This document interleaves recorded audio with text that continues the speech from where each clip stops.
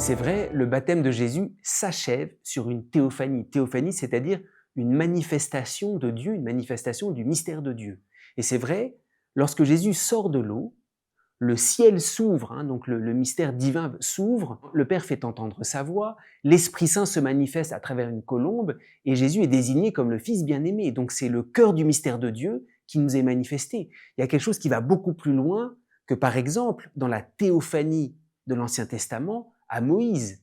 À Moïse, Dieu se manifeste comme « je suis » à travers le signe du buisson ardent, qui accompagne le signe du buisson ardent.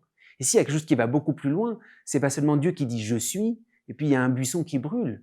Le ciel s'ouvre et c'est tout le mystère de la Trinité qui se dévoile.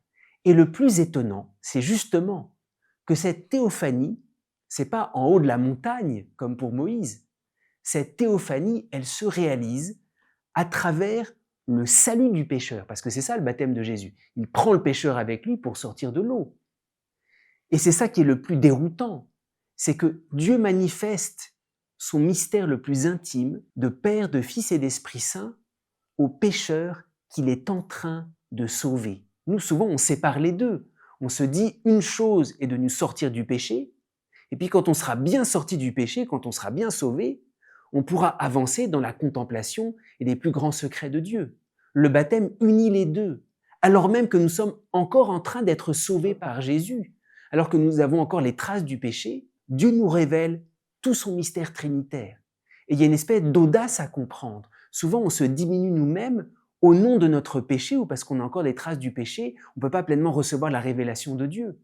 Le baptême, c'est de briser cette espèce de fausse imagination. Alors même que nous sommes pécheurs, nous sommes dans les eaux de la mort, Jésus ouvre le ciel pour nous. Et j'allais dire, c'est justement ça le salut. Le salut pour le salut chrétien, le salut que nous apporte le Christ, c'est pas d'abord nous laver du péché et ensuite nous révéler Dieu. Le salut du Christ, c'est nous ouvrir le ciel alors même qu'on est pécheur. Et être sauvé, c'est se laisser rencontrer par Dieu lui-même tel qu'il est dans notre péché. C'est pour ça qu'il y a une grande audace à avoir, de ne pas se mettre en retrait sous prétexte qu'on ne serait pas digne. C'est d'accepter dans notre indignité même, d'accueillir le don du Père, d'accueillir la révélation du secret même de Dieu qui s'empare de nous.